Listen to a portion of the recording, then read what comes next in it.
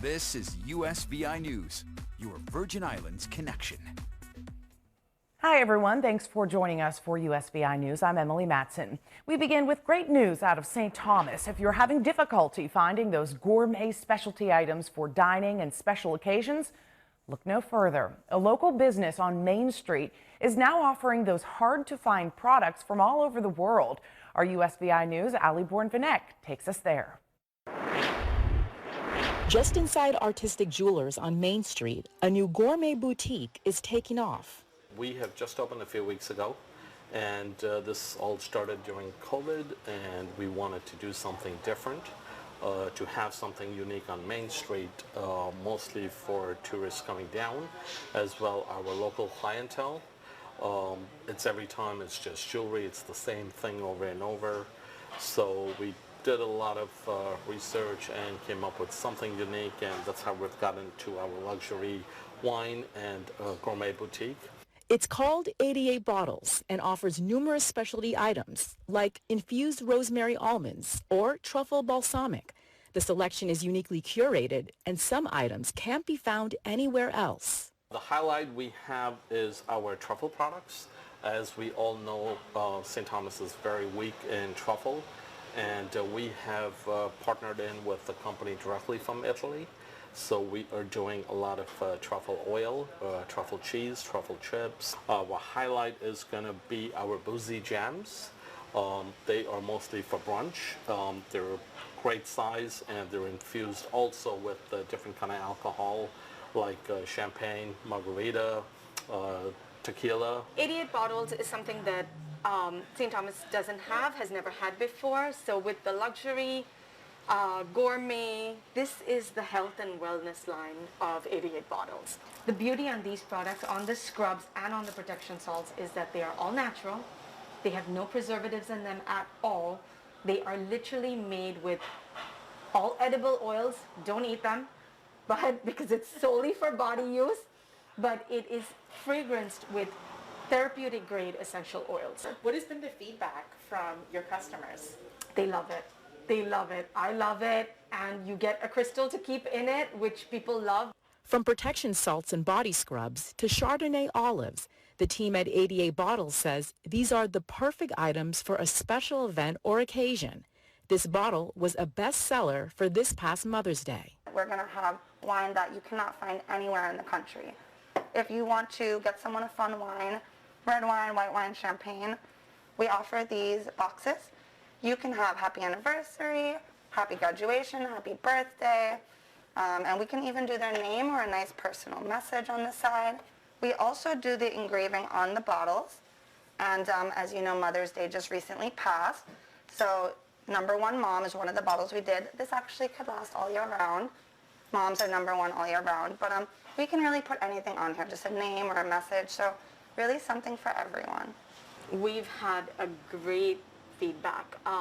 We are so grateful for local support because, you know, with the island right now not having a lot of not having cruise ships, and the tourists are limited, but our local clientele has been unbelievably supportive. They've come even for Mother's Day baskets and putting things together. The Tulanda products have had a fantastic feedback. I'm very pleased. Great response between both the communities, between the tourism and our locals. Everybody has been very excited about this and just coming back. Actually, we already had several customers came back the second time to pick up more product, and especially our wines also. So it's been very, very exciting for us. In St. Thomas, Ali Born-Vanek, USVI News. Certainly a unique boutique there on Main Street. Now on to health news. The CDC says those who are fully vaccinated can now go mask-free in most places, with some exceptions. However, as we have reported, the VI government is not ready to follow those new relaxed guidelines just yet. Now, this comes as some people are concerned about the impact the new guidance will have on the youngest Americans. Here's more in today's Health Minute. For the fully vaccinated, it means mask freedom. Personally, myself, I feel comfortable, but I understand that some people might not feel comfortable. The CDC's mask guidance updated last week has led more local governments and businesses to relax mask mandates. I am concerned about with the impact of this on our children and on those who just cannot be vaccinated yet.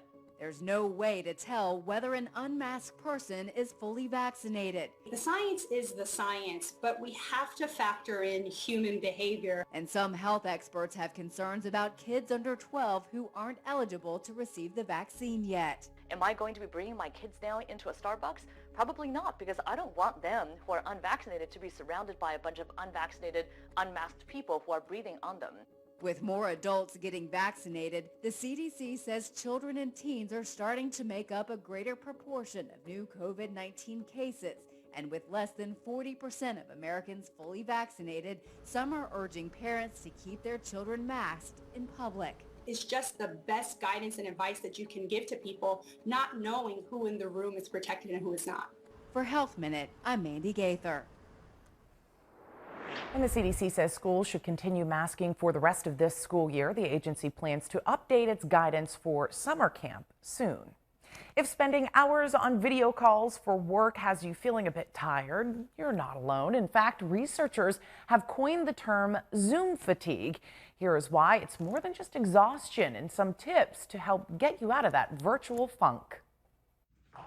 Mom, healthcare professional, and PhD student Kristen Weimer spends much of her day on video conferences. Approximately 8 to 12 hours a day. She says all that time on screens is giving her migraines, back pain, and too much awareness of herself. I hate seeing myself on camera. I think as women in general, we tend to be a little bit harsher on our outwardly appearance. Stanford researchers say many of us are experiencing what they call Zoom fatigue during the pandemic. Professor Jeremy Bailenson says there are 4 main reasons: excessive close-up eye contact, less ability to move around during long calls, being forced to interpret nonverbal cues during video chats, and seeing yourself on screen for hours. If someone is following around your place of work with a mirror, that would make no sense at all. Yet, for video conferences, we're showing our real-time image constantly. And what the research shows is that this is fatiguing, this is draining, and it causes us to get stressed and have negative affect over time.